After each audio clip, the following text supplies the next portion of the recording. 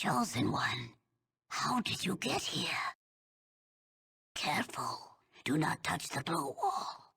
I think the machine that feeds it is beneath us. Destroy it so we may escape.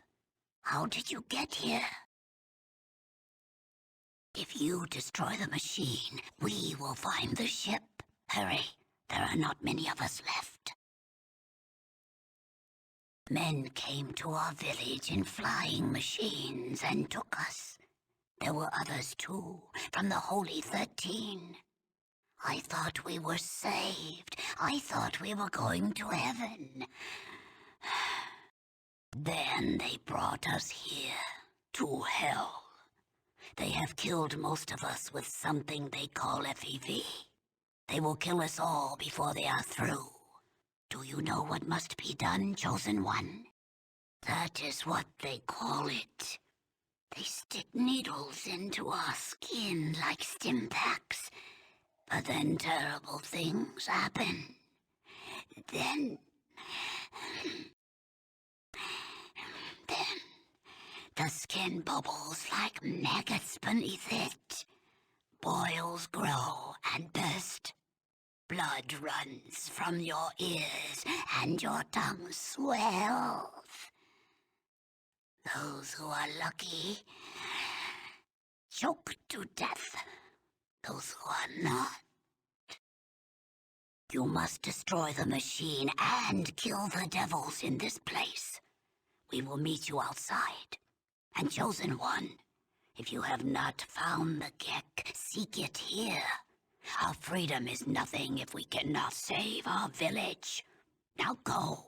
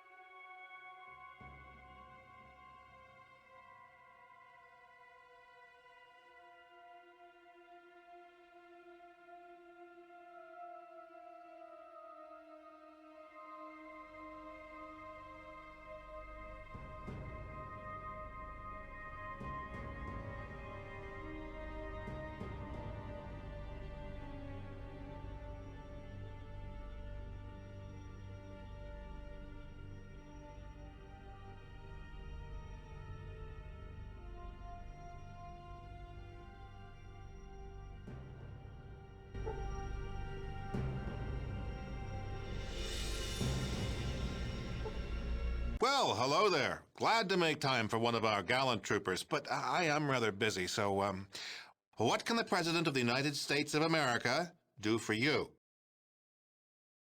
You really don't know, do you? Let me tell you about mankind's salvation. A little history first. Simple. Navarro is an isolated base. Our vertebrates have a limited range. They refuel there. A little history. We've run short of certain critical chemicals. We can get them from the drug labs of New Reno. If the mutant mobsters use our guns to kill each other, it just saves us the trouble. A little history. There was a great war, long before we were born. Our gallant soldiers fought from the Yukon to the Yangtze. We were winning, too. And then those damn Reds launched. We barely got our birds up. Well, no, it didn't. But at least it knocked the damn Red Menace back into the Stone Age. Well, no, not quite. You see, we had planned ahead. We were ready. We had a number of sanctuaries that would enable the glorious American civilization to endure. This facility, the vaults, were part of the great plan. Actually, they worked almost exactly the way they were supposed to. You might call it a social experiment on a grand scale.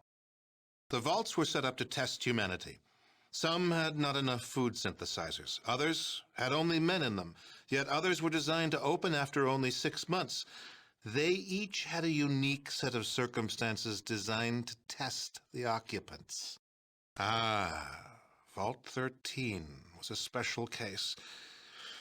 It was supposed to remain closed until the subjects were needed. Vault 13 was, in scientific parlance, a control group. An unfortunate and unforeseen accident. However, as it turns out, a rather fortuitous one.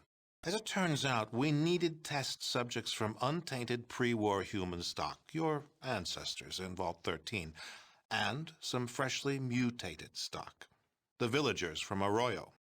For the project, it's almost ready. Humanity's salvation is almost at hand, and the United States of America will be the progenitor of that rebirth. The only way for true humans and democracy to be safe is to cleanse the mutants from the globe. We humans will take back that which is rightfully ours. We found a research facility in operational shape about 70 years ago, a former military base that had been used to research a special virus. Yes, the FEV virus. It was originally developed to turn soldiers into super warriors, but it failed. The warriors were tough and strong, but far too stupid. However, our brilliant chemical core altered it to turn it into a staggeringly effective killer. Any humanoid that isn't inoculated against its effects before its release will die. That is the project. No, that's humanity's last, best hope. That's what we've been working towards all these years. Oh, but that's one of the advantages of the FEV virus. We can release it right here, and the jet stream will carry it worldwide. It'll have plenty of time to cleanse every nook and cranny of the globe. Test subjects? Your villagers are all descended from Vault stock, and we had to make sure that the FEV toxin was still effective. The subjects from Vault 13 test that, and an inoculation against the FEV. It's hardly necessary. I'm sure we could, and it would work, but there's no reason to do so. Never.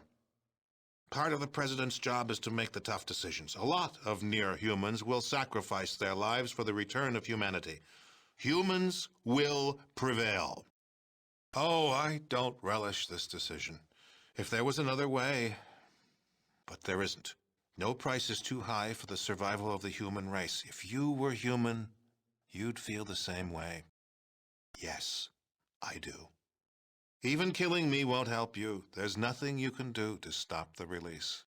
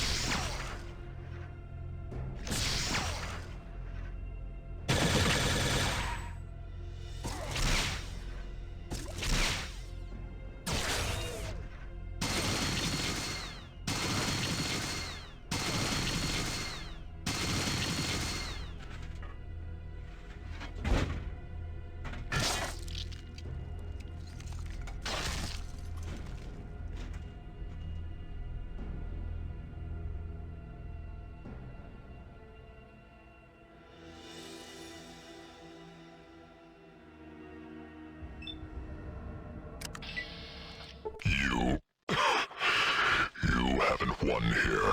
You and your muty bastard friends are gonna join me in a big ol' mushroom cloud send-off. I just triggered the self-destruct. The work will go on. You didn't do nothing here except seal your own death warrants. Duty. Honor. Courage. Semper Fi.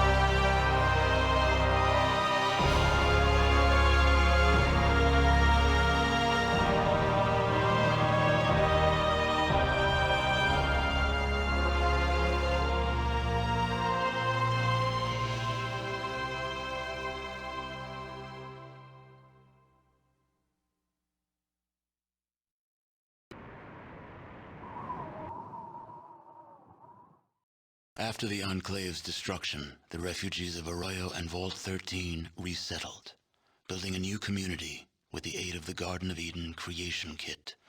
Finding themselves hundreds of miles from their vault, the members of Vault 13 chose to join the villagers in establishing a new community, and their technical expertise, combined with the villagers' survival skills, allowed the new settlement to grow and prosper.